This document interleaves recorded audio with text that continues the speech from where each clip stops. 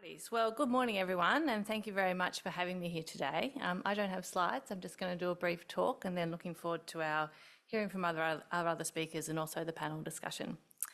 So I'm Sarah Johnson, the Group Executive for General Insurance and Care at iCare, and as part of my role I'm responsible for the Lifetime Care and Support Scheme, which supports people who have been severely injured in motor vehicle accidents, and also supports a much smaller group who have been severely injured in the workplace. And I'm also responsible for the CTP Care Scheme, which also supports participants injured in a motor vehicle accident with a CTP claim who require ongoing treatment and care 5 years post-injury. So a few stats. In the lifetime, as you would know, I'm actually an actuary, so it would be remiss of me to not give a few statistics. But in the Lifetime Care Scheme, there is roughly 2,000 participants, of which 70% have a brain injury and 30% have a spinal cord injury. In the CTP Care Scheme, we also have around 2,000 participants. In fact, we slightly have more participants in CTP Care now than we do in the Lifetime Care Scheme. And the most common injuries being injuries to the spine and injuries to lower extremities. So I do love stats and data, being an actuary, but I also know the importance of always remembering that each data point is a person with a unique story and many diverse factors impacting their life, both pre and post-injury. So I've taken a big interest in measuring and understanding life outcomes for people with a disability through work across accident compensation and disability more broadly. The Australian Bureau of Statistics publishes really rich data on people with a disability, whether that be a mild disability, moderate, severe or profound, and it compares a number of social factors between people with these levels of disability and those without. Now, this information consistently points to reduced employment opportunities, reduced social participation, poorer health outcomes, and poorer mental health outcomes as well. It also points to higher levels of financial stress. So prior to working at iCare, I was at the NDIS, and we undertook a lot of work in better understanding the outcomes of the participants in that scheme. So the outcomes framework, which was actually asked of all participants, include questions on activities of daily living, choice and control, relationships, home, health and well-being, lifelong learning, work, and social and community participation.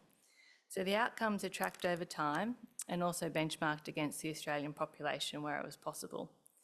Now, we did start to see some improvements on some of those indicators as people stayed in the NDIS, but still there is a huge disparity across people with a disability, which included people with spinal cord injury and brain injury, like our accident comp schemes, and the broader population who don't have a disability.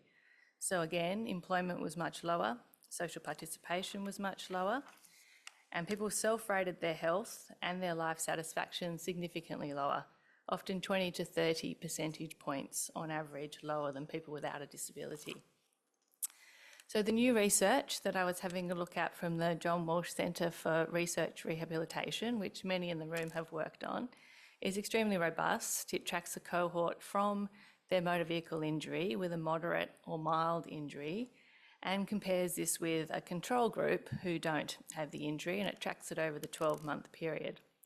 So while it was fair to say that the study found that there was improved outcomes over the 12 months for the group with an injury, at the end of those 12 months, yet again, they were not in line with their peers without an injury.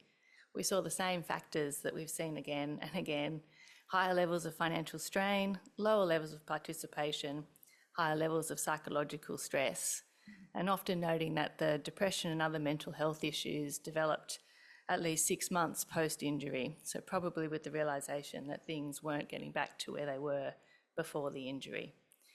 So again, we have another data point. So this supports substantial research already undertaken on the existing disparities between people with a disability and those without. So notwithstanding my love of data, numbers and research, I've spent quite a bit of my career focused on what best to do about the research is telling us. So how do we turn these research findings into action? So currently at iCare, what we're doing is really trying to understand better how we put in place certain services which are going to change that course trajectory. So one thing we're doing in particular is we're using all of the data and information we have on our participants in a much more holistic way. So this holistic way is considering many characteristics of our participants, so not just the severity of the injury, but mental health indicators, social support networks, communication needs, behavioural factors, and importantly, resilience. So participants are then grouped based on these factors to derive essentially a level of complexity, from a low level of complexity to a high level of complexity, which allows us to allocate our caseloads much better across our frontline staff. So some examples, a high complexity participant might have a severe traumatic brain injury, but they also had pre-existing mental health condition, some family breakdown and financial crisis. They would get intensive support from a staff member who has a much smaller caseload and can help to build the relationship with that participant and coordinate multiple services. A medium complexity participant might have moderate injuries with good family support, but they're also struggling with chronic pain and anxiety about their future and what recovery looks like for them. So they need regular coordinated support, but not quite the same level as the intensive level. And then a lower complexity participant might have an injury with a predictable recovery, strong personal resources and really good social support. So while still getting quality personalised support, the staff members supporting them can handle a larger caseload. Why do we think this is better? Traditionally, for a lot of our participants, we might look at all of those different factors separately, refer them to 3 different specialists, a pain management clinic, a vocational rehabilitation service, and a counsellor for their mental health.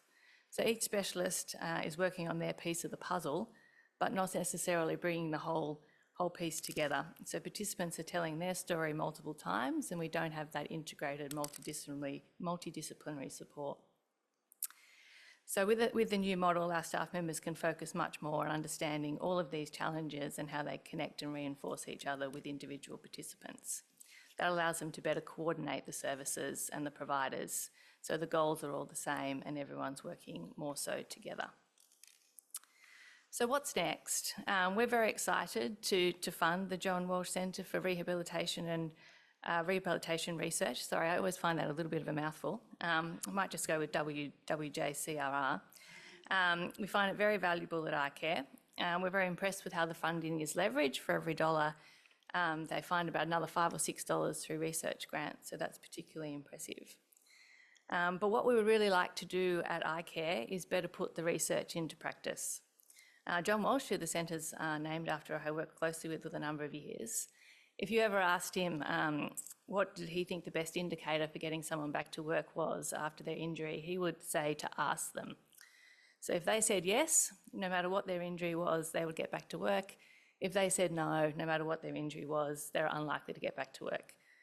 So that points in particular to resilience. And he thought, he was an actuary as well, that was the best predictor of whether or not you would go back.